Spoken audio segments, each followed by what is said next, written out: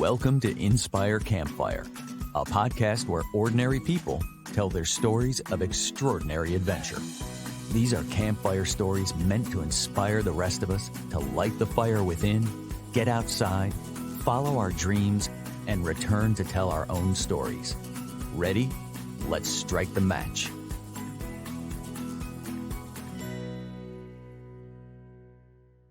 Welcome to the show. I'm your host, Scott Wurzbacher. Today, we're going to find out how curiosity for adventure can help us break through limiting circumstances that might hold us back from pursuing our dreams. Today's guest is Dineo Dowd, a wife and mom from Wisconsin who spends her days planning and writing about adventure to inspire other women and kids to get outside and enjoy the outdoors. Dineo loves the mountains. She's climbed Mount Kilimanjaro twice, and she's used her climbing opportunities not only to bring others with her, but also as a way to give back to her communities. She's authored a children's book called Adventure Day and is currently working on the Midwest edition of 50 Hikes for Kids. But it wasn't always easy for Dineo. Growing up in South Africa, she had to overcome a culture of limitations that prevented her from really following her passion. And it was curiosity that helped her break free from those limits to pursue the freedom that she ultimately found in nature. This is a beautiful story of how one woman tapped curiosity and courage to answer her call to adventure. Dineo, welcome to the campfire. Hello, Scott. Thanks so much for having me. I'm really excited to be here today. Yeah, I'm super excited to hear this story. I got a little bit of a glimpse when we first chatted, but now we get to go a little bit deeper and share with listeners. I thought maybe we just kind of start off in a fun way because you have such a broad and diverse story. How would you introduce yourself to someone who's just meeting you for the very first time? I always say I am just a mom who is out here, chasing the waterfalls and just like curious to know what's behind that mountain. I love it. Chasing waterfalls and what's behind the mountain. Yeah. Oh, man. Well, again, we had a nice opportunity to chat a couple of weeks ago, and just really intrigued about how your story begins. Because you grew up in South Africa and you shared with me how curiosity was the thing that sort of attracted you to adventure. So I just wonder if you could just kind of take us back to growing up in South Africa and what that was like for you. Yeah, I grew up in South Africa, and I'm not gonna lie, I think I had a pretty good upbringing because I had a mom and dad in the house, and actually my mom was home until I finished high school. And so the main thing in South Africa being raised was it was education. Like you had to go to school and you had to get good grades so that you can get a job and graduate, and goes all like that. But then me growing up in South Africa, just behind Drakensberg, I have always been around mountains, and I have heard stories that there are people who are hiking. I've seen people, and I have always just been curious, like, what is it like to get out there and be one of those people? And I remember one day we were just sitting at the playground with my family, and people were camping, and I'm like, why can we do that? And my family were like, Black people don't do that. Mm-hmm. So from them saying Black people don't do that, I kept hearing this, Black people don't do that, until I finished high school.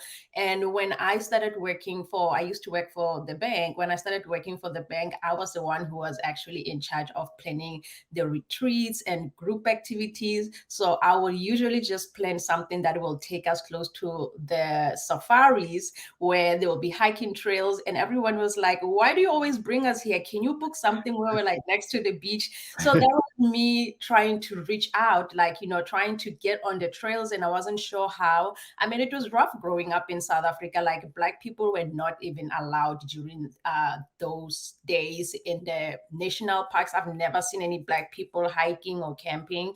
So it was the community, the family, and just the lifestyle that was like preventing me to take that first step. Yeah. So I'm really curious, like what that was like for you as a kid. As kids, we just tend to accept our surroundings, right? We tend not to challenge them. So I guess I'm curious for you what that was like to be in that environment.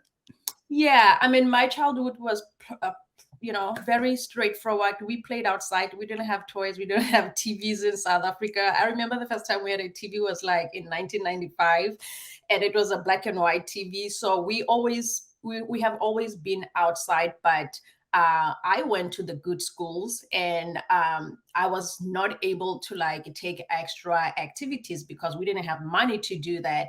So I kind of like accepted what was going on, and I don't think I was poor. Like, I really feel like my parents, they did what they can to provide me with the good education, and because that was the main thing back there. But it I didn't take it personal, like, oh, I can't do this, because we were eating, we had good you know we had a good upbringing. Like, I grew up in a big family, and so I can't complain much. Yeah. So you said, like with regards to camping, like you had this sort of curiosity and you saw people and like you kind of felt this like, I want to go camping, but you were told Black people can't do that. Yeah. Yeah, And I heard that a lot. like, did you just come to accept that where you were? I mean, what was that like for you? Yeah, I think I did accept it because obviously I was at that point. It was only white people who were camping, and when you're driving on the highway and people, it's like school holidays. I will see white people with bikes at the back of the trucks and everything, going on vacations and everything. And then so the conversation kept coming, as long as I was there, that you see white people, they go on vacations, they go camping, they go hiking, they do all these things. So it was just kind of like, yeah, that's not our lifestyle. Yeah, we don't do that. So I just kind of went with it until I went to Utah. Yeah, you went with it until you didn't. And that's what I'm really curious about because like at what point did you decide like no, this isn't okay. I'm not just going to accept this. Yeah. So I think when I got older, when I started working for the bank, being in charge of planning the events and group activities at the end of the year, that's when like I feel like I was craving that lifestyle, just going hiking, like. And so finally I decided when I turned 25 that that's it, I'm done with this job, because I just needed to get out there and see what else is out there. So me leaving when I was 25 years old, I was ready for the adventure. And I mean, working in the bank, you're facing four walls day and night, and obviously I wasn't at the right place. What I was doing was not challenging me. And that's when I knew that I cannot be around these four walls. And I end up in Utah. And as before I even landed, I saw mountains, and I knew it. I knew it that I will be climbing these mountains one of these days. Oh my gosh, I have so many questions. There's so many things we could talk about. I'm curious, like, if you remember like a specific moment where you went from like acceptance that this is not how I live to like, wait a minute, yes, it can be. I think when I started working, the pressure of have to get up and do the job, that you have to do it because that's the only way to survive. I just knew it right there, and I'm glad that uh,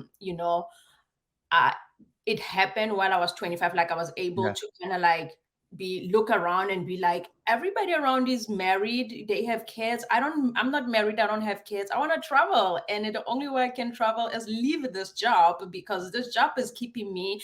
And when you are young at that age, you work overtime, money keeps coming, they offer you can work until 10 p.m. today, you'll make this money. So it got to a point whereby I couldn't take it anymore. Yeah. Yeah, I was just craving the outdoors. I used to sit on the computer and just like browse people hiking in Thailand, all these countries that I've never been. I used to just read the books about like people climbing mountains. And to me, it was just like things that I never thought that I could do, because here I am again sitting on the computer reading about white people doing that. So it was just kind of like a story that I was exploring and being inspired, but then not really doing much because I didn't have any resources. There Yeah. wasn't anybody right there to talk to and be like, hey, I see you climb the mountain, I see you're going on vacation. I didn't have any resources at all. Yeah, and I'm also kind of sensing like in your work environment, perhaps there was some degree of discontent in the Yeah. work that was like, I don't want to do this, and there's got to be another way. Yeah, I couldn't even relate to the people around there because nobody, I mean, I tried to get them to go hiking, and then I'll be the first one running because I'm thinking there's a snake out there, you know. So I wasn't around the right people, and now I know that having the right people who inspire you to get outside can really take you a long way. Like, yeah, they can really spark your mind like this, like, oh, I need to go and do that. So I think I just heard you say that some of it was like getting around the people that inspire, encourage you to do that. And if you don't have that kind Yeah, of group of people that are inspiring, encouraging, it's a lot harder to yeah, get to that point.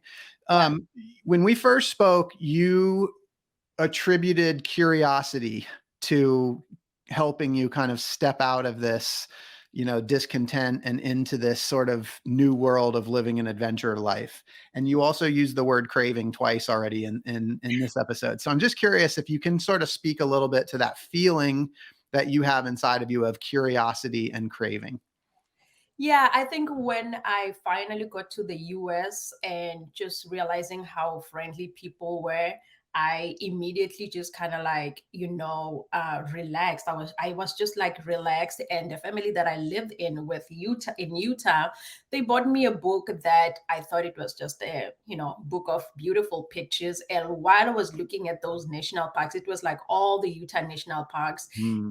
And I was like, so these places, they do exist. Like, I need to go find them. And I was just holding my phone and, just plugging these national parks, like, okay, 5 hours drive. Oh, I can make it. But then what am I going to do when you get there? Oh, I can stay at the hotel. But then, so I was just like, I needed to do it, but then I didn't know how to do it. But then it was a matter of me just like, stepping outside. So what I did was like, I took a local hike that was like 10 minutes from where I lived, and it was a sunset hike. And I remember just climbing, and I'm like, whew, I don't know what's happening. I didn't know the elevation, now I know everything what's happening in your body. But I remember just like breathing like I'm about to pass out. I didn't even have water. And then I remember getting a senior rock, and then I just sat there and watched the valley.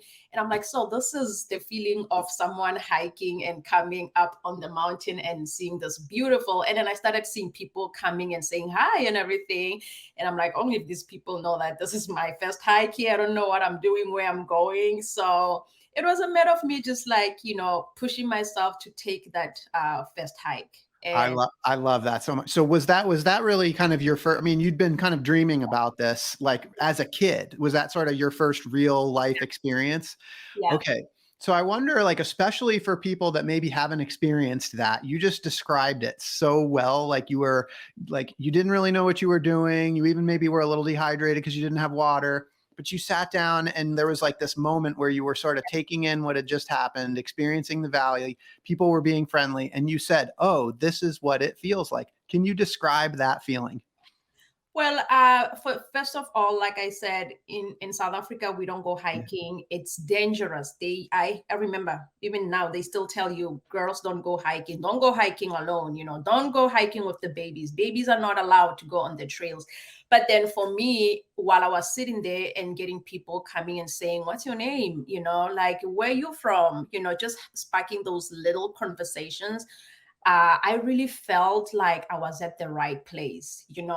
And at that moment, I was able to be like, do you know where this trail goes to? Like, how far can I go? I was able to make little conversations, and then people getting to know me. And then I was asking questions, and I felt great going down and knowing that, I didn't get lost. And, next tomorrow, I have to go and see how far I can go. So I just felt like I was at the right place.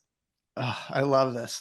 Okay, so the few couple more things I want to just touch on that you said. So earlier you said Black people don't do this. No.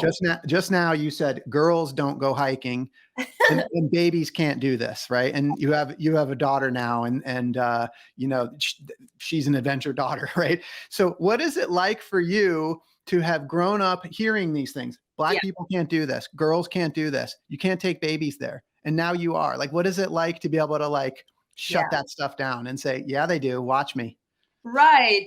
And this is the reason why I am always outside every day talking to women, talking to girls. I'm advocating for the minority, writing books, doing everything because I am really trying to reach to that community, the small communities that really still don't think that we are supposed to be out there doing this. I mean, right now in South Africa, I was just there, last month. It's still a thing that there's some of the trails where they will tell you kids are not allowed. And I'm like, how are the kids not allowed?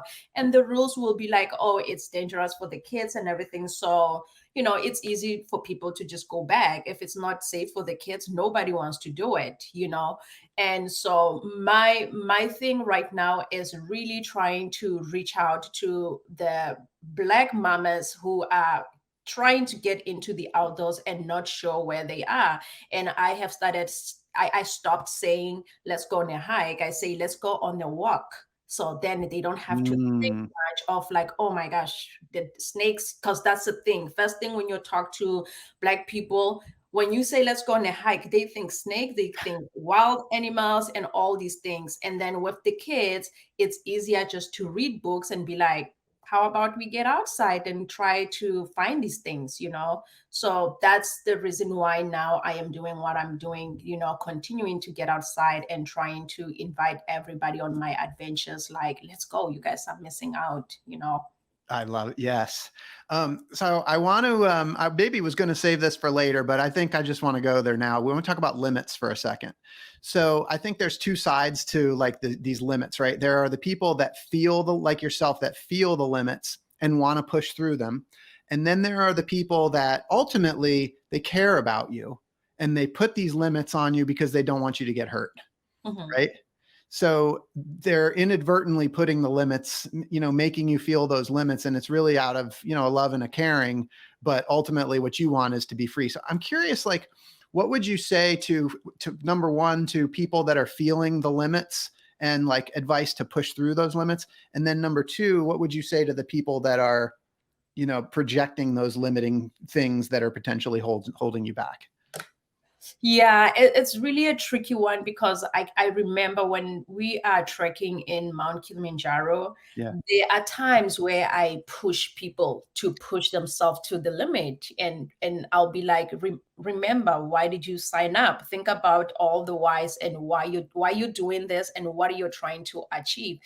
And then I also step back. I'm like, what if I push this person to the limit and then just taking one step and then she has an accident? How am I going to feel about this? So I am very careful when it comes to pushing Mm-hmm. people to the limit. I always, remind people that you don't have to do this. But if it feels good and you feel like there is something that you want to achieve, go for it. Go for it. But then I struggle lately to just be like, let's go, because I have done it. And now that, things are changing and people's personalities are changing and things are changing out there. There's laws now. People have to sign NDAs. People have to sign that you're doing this at your own risk.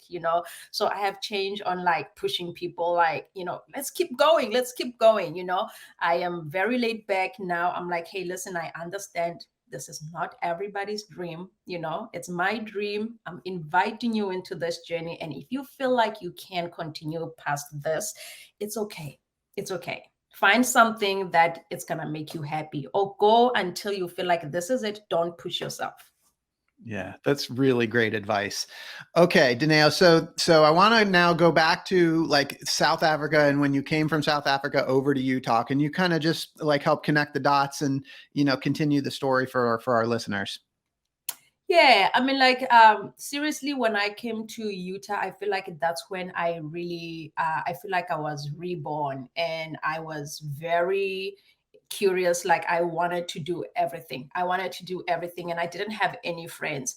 But then for me, it's like I did have a car. I knew how to drive, but then I didn't know how to navigate hiking trails. And I just didn't know the difference between 1 mile and 2 mile and moderate. And, I didn't understand anything. So it took me that first hike to be like, okay, what's next now? So what I did was I I went home and I, started searching on Facebook, and I stumbled upon so many groups of people who were hiking on the weekends, meetups and everything. And then that's when I decided that I'm going to just show up on this group and take it from there. And I showed up on one group, and it was like 20 people over there. I was able to talk to so many people and found people that were saying we hike on the weekends, we hike on sunset. And right there, I think that's when I was like, oh, okay, these people have maps, backpacks. What do they have? I remember that on that group hike, I was wearing like Nikes, but they were like leather, like it wasn't like hiking shoes. But at that point, I didn't even care. And now I look at the pictures, I'm like, why was I wearing these shoes? Those were the shoes that I had. And I'm glad that I didn't stay home because I didn't have hiking shoes, because this is where we're at now. People are waiting at home for the hiking shoes, for the right backpack. But then I just started, making friends and putting myself out there, reaching out to people and saying, hey, I see there's a trip going on. And also I use the university as a resource because they do have like fun classes. So I joined classes like snowshoe and hiking. So now I was, testing my limits. Can I really go backpacking on the shoes on the snow? So I did things like that when I called home and told my friends, they were like, you're crazy. Like, you're going to be backpacking on the snow. And then these friends that I made, they were able to put together some gear for me, and let me go on these adventures. So the more I go, the more I was curious and I was having so much fun. And I was like, okay, now what's next? So I was checking all these boxes now. And, I feel like at that point, I didn't care who was saying what. I was always the only Black person around white people. I didn't even care. It didn't even bother me.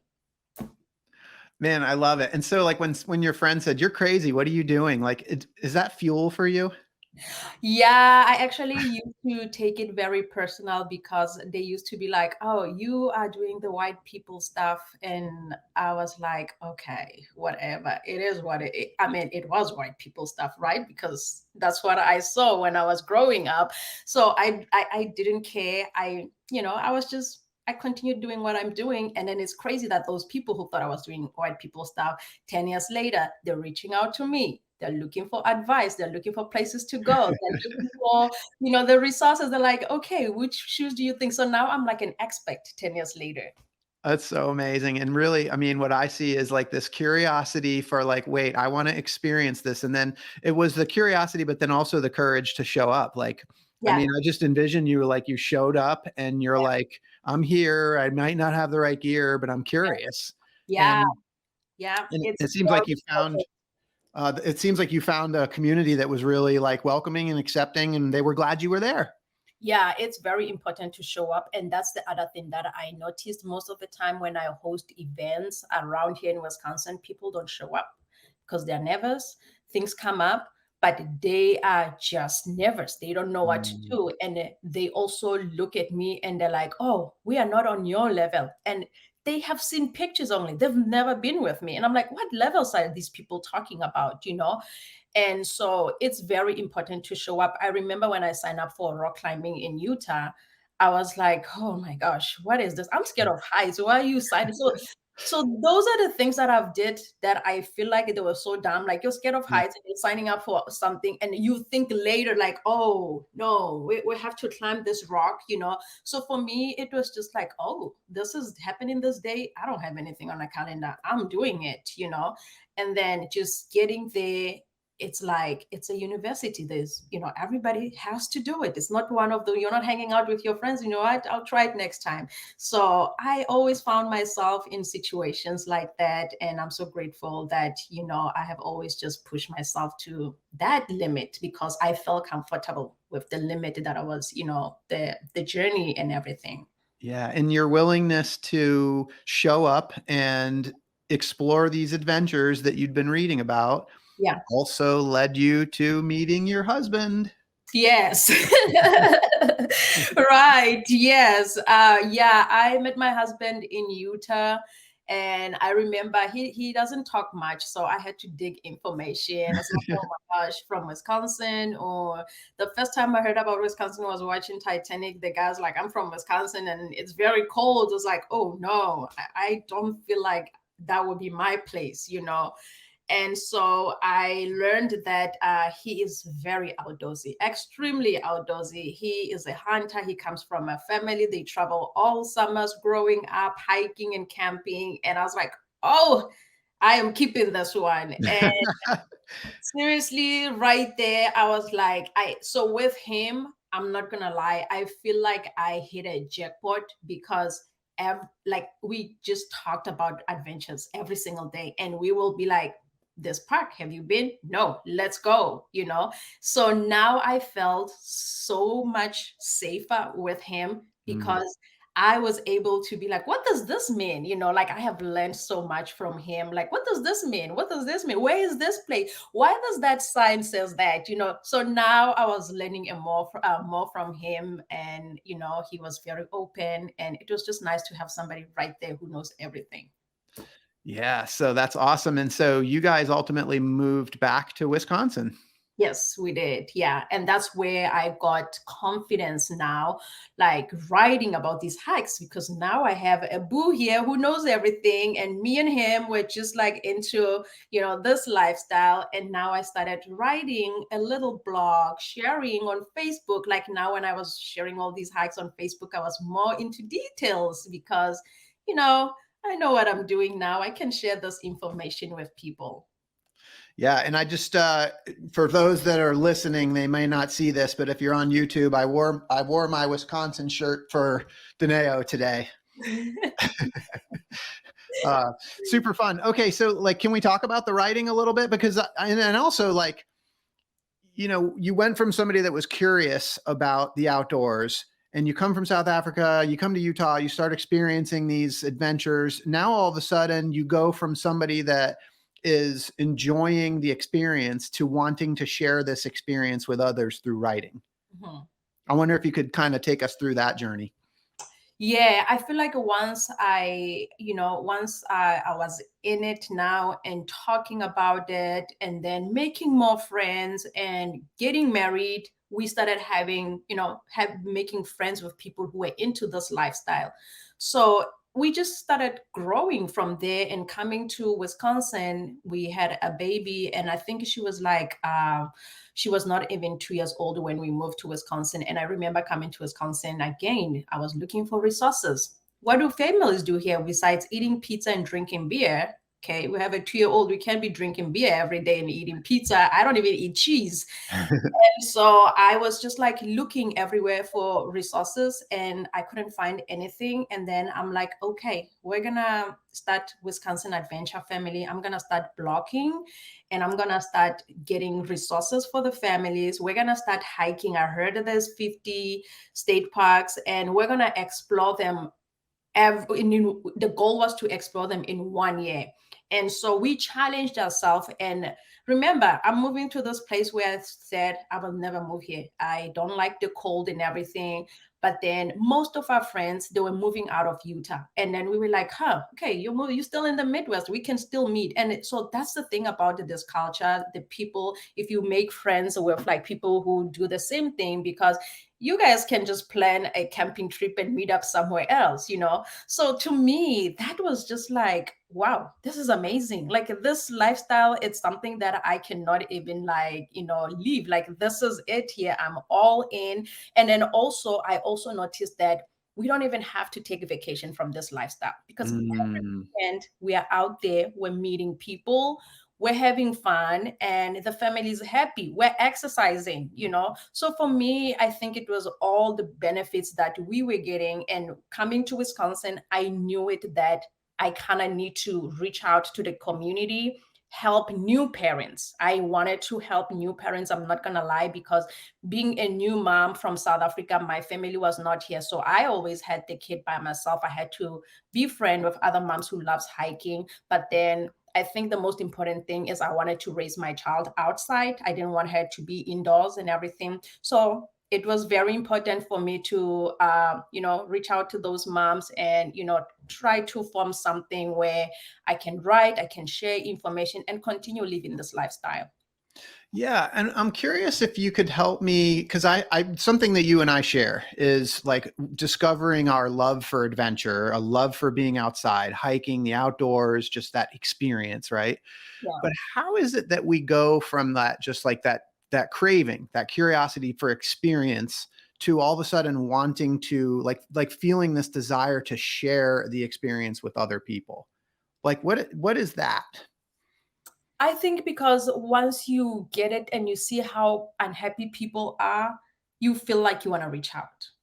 I have so many friends. Like, I mean, I think most of my Black friends, they don't hike. They hate hiking. They hate it. They have said so many bad things about me. They hate it. And I still reach out. And then, they are depressed or something. And I'm like, have you tried taking, a walk? Like, can you get outside with your child and everything? I feel it's that thing. You always feel like you want to do something for somebody, but we can't offer them anything. If someone can just step outside, backyard, invite, like step outside. Just yesterday, I talked to my sister in South Africa, and she is not outdoorsy at all. And then she was just sitting in her backyard watching the pool, and she said, "This is really nice." I said, "I've been telling you all these years to get outside."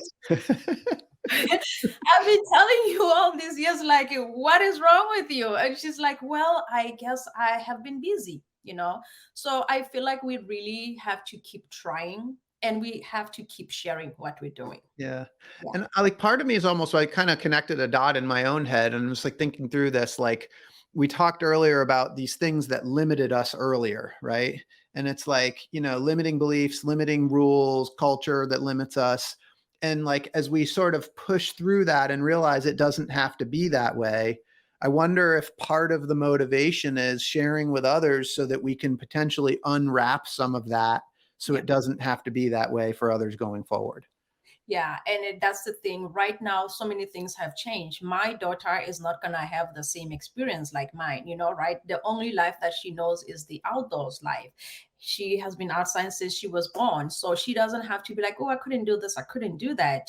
She has all the opportunities, and that is why I still don't understand some of the influencers. It's 2023, and then they still making posts like, "Oh, I'm not able to go here." And I'm like, no, I don't think so. They're just like people out there who are, being a problem. They are being a problem instead of being positive and spreading, Mhm. the right information out there. And I'm like, there is no way. It's 2023. You have to do the right things. And there's no time to spread negativity out there.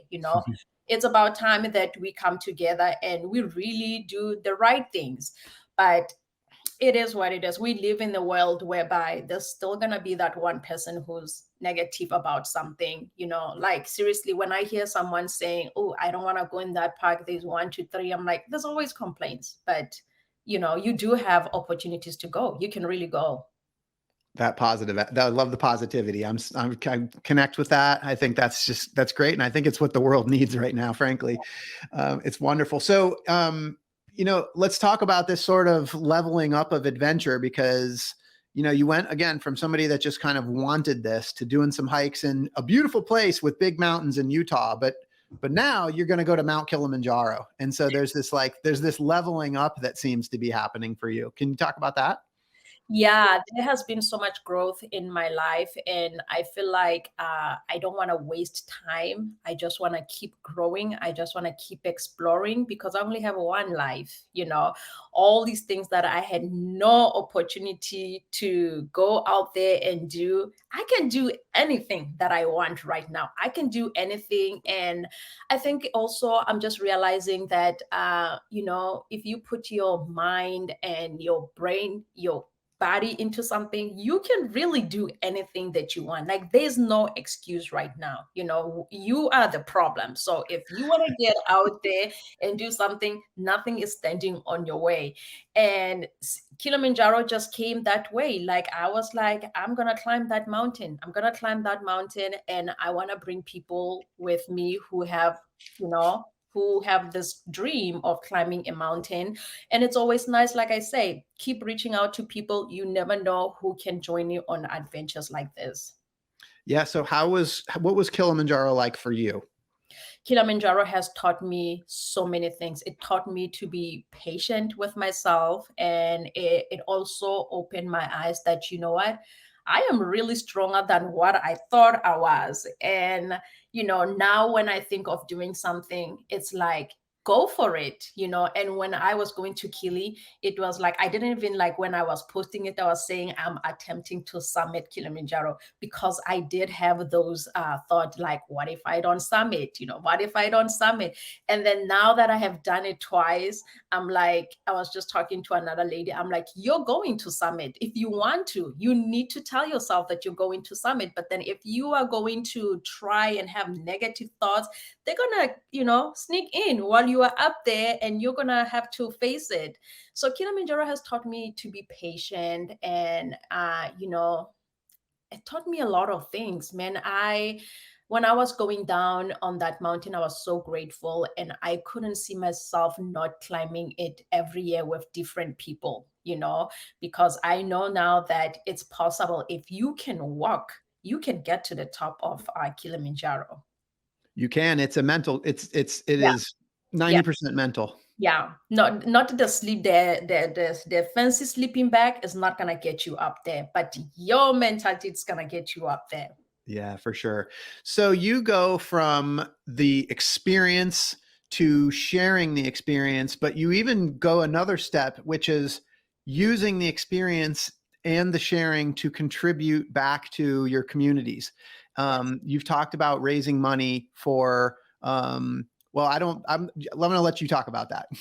Yeah, so when I did my first climb, it was definitely a personal journey where, I was curious. I wanted to go out there and see how it's like. But then once I got down, and I realized that it actually keeps me in shape, but then what else can we do to keep doing this? I mean, why summit for free and for fun if you can summit with a purpose? So my business partner, Sarah Kumalo, she is the first Black woman to summit Mount Everest. And I found out that she's actually building libraries in Africa. I was like, right there. Like, if I have to climb every year and all the profit goes to building libraries in Africa, I will do it. So now it makes more sense for me to keep climbing the mountain and knowing that I'm giving back to the community. And I mean, I have been to Tanzania twice, and I can tell you the kids needs money for school, uniforms, and everything.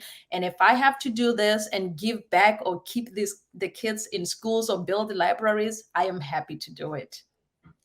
It is so impressive, just the way that you've grown your whole life through, and it started with curiosity. That Yeah. curiosity, then it became a passion, and then you turned it into really like this you're sharing, and then this purpose, and now you're kind of creating legacy, and you figured out a way to give back to your communities. It's really just such a marvelous thing. I'm so impressed. Yeah. Thank you. So what's next for you? What's next for me is to continue climbing Kilimanjaro, raising funds to build libraries in Africa, and to do different, other countries, and see who else is gonna join me. Next year, I'm doing Machu Picchu, and I'll be back in Kilimanjaro. In 2025, I would like to do base camp Everest. So, yeah, I just want to keep climbing and doing all these fun things getting outside. That's amazing. You and I have a very similar bucket list. Machu Picchu and base camp are both on my list as well. And maybe I'll see you there. That would be super fun. Yeah, yeah. And I'm the kind of person, I would look into things on Instagram. I'm like, no way, this doesn't look like this. No, I'm going to go and let you know when I come back. So. Yeah. I am curious, before we kind of wrap up here, if you could talk a little bit more about the libraries that are being built, because that I think people might have interest in hearing a little bit more about that. Yeah, so Sarah Kumalo, what she does is she has identified schools in South Africa that needs libraries. So she works with Apple, so they will provide the iPads, and then they will have like curriculum, and they are also able to monitor it and see if the kids are performing, or they need to make it moderate, or anything like that. So they do have access to see what the kids are doing. But then this year we were able to raise money for two countries, Namibia and South Africa. And so next year we're hoping to do Namibia and South Africa, but more schools in South Africa, because kids in South Africa, there's no libraries, they don't have books, and with the electricity problem going on, there's more problems over there, and we feel like we need to bring more people to Trek for education. What if people want to help your cause? How do they do that? I do have a link on my Instagram, Summit with a Purpose, if they want to be involved. And now that I have already announced that I'm climbing again in June, I will have a link where people can donate anything. You can donate $20. $20 pays for a children's school fees for the rest of the year in Tanzania. So I will have a link once we're done here on my Instagram, and people can reach out there and see where they can help build libraries. And then I can be pumped up to climb that mountain. Yeah, you're an amazing human, and I see the fire in you, and it's so inspiring to just see that whole life's journey and how it's grown and evolved throughout your lifetime. I am curious, for people that are listening that are really inspired by your story, your curiosity turned into courage, and then this ambition, but maybe they don't feel yet like what they should do as a next step. Like, what advice would you have for people that are resonating with your story, but they just don't know what to do? I want people to reach out. I get messages every single day. It's something when you can say, oh, that's on my bucket list, and you don't do anything. If something is on your bucket list and someone is announcing the date, reach out to that person and be like, hey, I want to sign up. I want to do this. Help me. How can I do this? Don't be shy to say, help me, because that's how I got where I am. I am not afraid to post something and ask for help. I am not afraid to, ask a silly question and be like, is Rainbow Mountain really a rainbow mountain? Ask, reach out, and don't be shy. The people are always willing to help, and I'm one of those people who are always sharing information. So with that, how do people find you? And if people want to learn more about your retreats or your books, what's the best way for them to find out more about Dineo Dowd? Yeah, my socials are all under Dineo Dowd. You can find me on Instagram, Facebook, YouTube, anything. I use my full name, and I do have some resources for the families, wisconsinadventurefamily.com. But most of the time I'm available on Instagram or Facebook. Awesome. Well, thank you so much for your incredible energy. Listen, it started in South Africa with this curiosity, and now you've just developed into this inspirational person that's taking people on these epic trips and just inspiring Black people and women and children to get outside. It's just such a great story. And I just know that at some point Hollywood's going to pick up on your story, and they're going to want to make a movie about you. And I want to know, when they do, who's going to be the Hollywood actress that's going to play you in that movie? Oh, I love Lupita. Lupita. Yes, Yeah. I love her background. I love who she is, and I just love that girl. Yeah. I love it, Lupita. Okay. And what's your movie going to be called? Ooh, I don't know. I am not sure about that. I am not sure. I always have so many titles, but then maybe they just can call it Hiking Kilimanjaro. I mean, I feel love it. Yeah. I have Kilimanjaro starring Lupita. Yes. I'm so excited. I'm going to watch that movie. It's going to be fantastic. I really, really appreciate you spending time with me today. This has been so much fun. And for those listening, I hope you've been inspired today as much as I have. I hope Dineo's story has encouraged you to listen to the voice inside that calls you to adventure, because we want to hear your story next. If you have a story to tell, or you just need a nudge to create one, please send me an email. We'd also appreciate it if you'd help us spread the word by leaving a review and sharing or tagging Inspire Campfire in your social media. And until next time, I want to encourage you to get outside. Thank you for listening. Dineo, thank you so much for being here. Thank you for having me. This was so much fun.